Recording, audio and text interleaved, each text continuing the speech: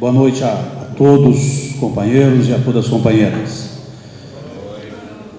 É sempre uma dificuldade muito grande para retratar um tema como esse, de uma vez que a memória, falando de maneira absolutamente autocrítica, não foi algo que nós nos dedicamos, ou que nós tivéssemos dedicado de maneira adequada. Eu estava falando há pouco com a Tina, Tina, que vergonha que eu sinto de não ter feito mais e melhor o trabalho à frente desse sindicato naquele momento. É uma dívida, agora de conversar com o Eliezer, nós temos a mesma opinião. É uma dívida que nossa geração, minha, do Eliezer e outros, nós temos uma dívida com a história dessa categoria, desse sindicato, uma dívida política. E talvez ainda tenhamos tempo de corrigir um pouco ela.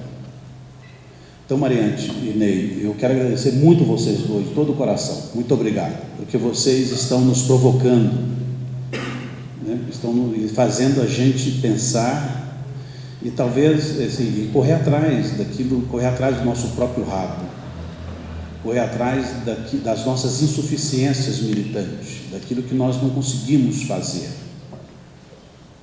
Porque é claro que nós vamos dizer que nós tínhamos muita tarefa, muita dedicação, muito trabalho, o grevismo, a categoria. Nós entramos nesse sindicato e a categoria começou a fazer greve uma atrás da outra, eram greves difíceis, greves longas. Nós passávamos a noite nas fábricas. Eu lembro que a gente dormíamos 3, 4 horas por noite.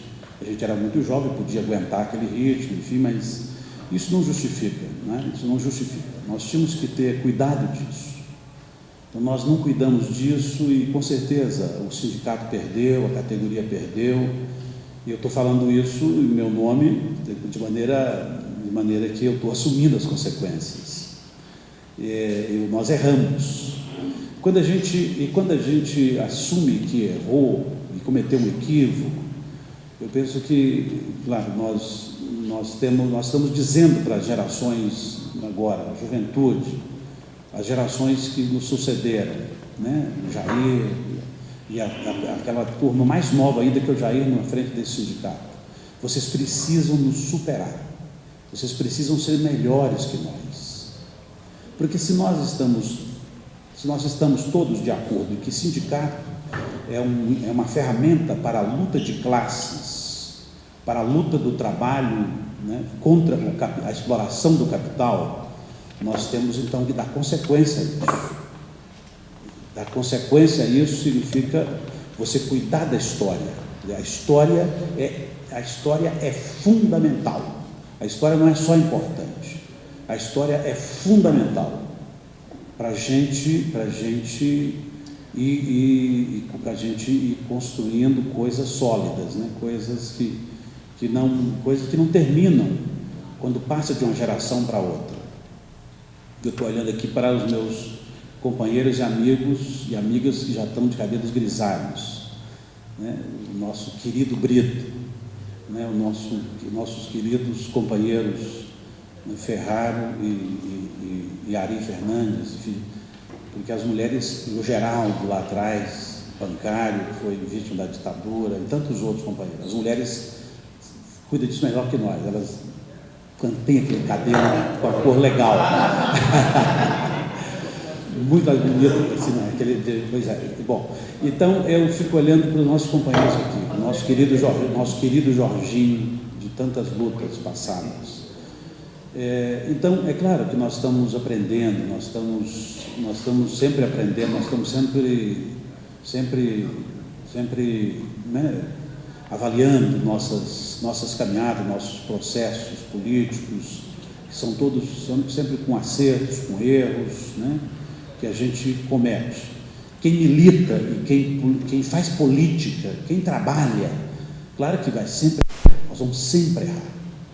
Né? Eu que sou cristão, por exemplo, mas cristão de má qualidade, eu penso que Jesus Cristo, que é meu líder, por exemplo, ele juntou 12 dos melhores e um vendeu ele. Como é que Jesus não sabia que aquele puto daquele Judas era traidor e ladrão?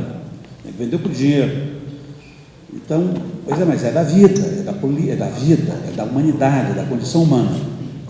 Bom, companheiros e companheiras, feito isso, eu queria então entrar no assunto nosso agora direto aqui com vocês e pedindo desculpas de antemão das minhas insuficiências. Quando o pessoal aqui do sindicato me procurou, a Tina, o Eliezer e o Jair, e me procuraram para nós conversamos sobre isso, eu disse para eles, olha, e o Mariante também esteve na conversa conosco, eu falei, olha galera, o que eu tenho são fragmentos, e de um período muito curto, porque eu entrei na categoria metalúrgica em 78, foi quando eu me liguei nos metalúrgicos, comecei a me ligar nos metalúrgicos, mas em 78 o que eu era? Eu era um pé vermelho, que tinha chegado do Paraná em 76, 2 anos antes, tinha chegado da roça, eu era roceiro, filho de pequenos sitiantes de do norte de Minas Gerais, que migra para o Paraná, na ilusão de que lá no Paraná, né, a terra era boa e a vida ia melhorar, e a vida continuou um inferno, e a gente trabalhava para pagar as dívidas, e depois fazia lá a roça, a roça colhia, pagava as dívidas e trabalhava de novo, endividando novamente, com a Casa da Lavoura, que vendia sementes e equipamentos, e com armazém para comprar comida. Essa era a vida de pequenos sitiantes naquele período, muito difícil. Então eu entro na categoria em 78 nessa condição, porque nós somos uma classe operária que é ou foi roceira ou era filho de roceiros, filho de roceiros. Né? Agora que é mais recente esse processo nosso de uma classe trabalhadora operária que são filhos de operários. Né? O ABC tem isso, é mais antigo que nós, por exemplo. Né? Então esse período de 78 é o período em que a história e a situação política brasileira já começa a mudar. É o período, nós estamos já terminando o período Geisel, né, em que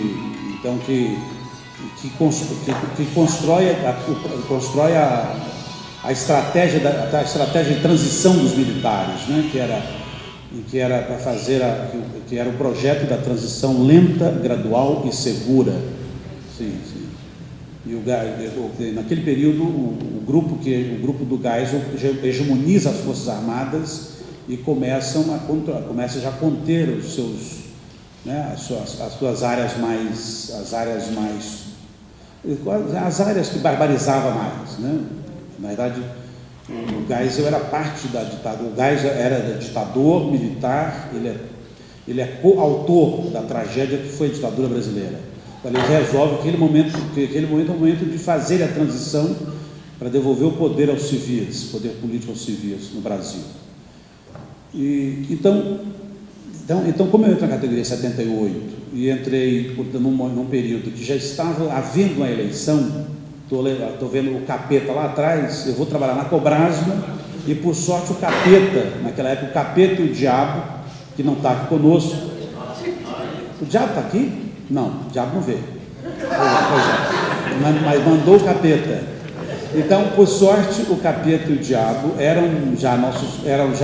a gente tinha uma relação de amizade, via comunidades, grupo de jovens, eles já tinham ido lá fazer umas conversas conosco, lá no Jardim Campos Elíseos. Então chegamos lá, eu sabia que eles tinham um vínculo já com o PCdoB na época, eles eram homens de esquerda, militantes de esquerda, então, e eles já estavam em plena eleição sindical naquele período. Eu cheguei na fábrica e estava já na véspera da eleição. E claro que eu não tinha a menor noção de eleição sindical, mas já estava fazendo eleição, e aqui e acolá o Capeta sempre o Diabo me davam já uns toques na cabeça, e eu me dizendo, me falando, olha, são dois, são os apelidos deles.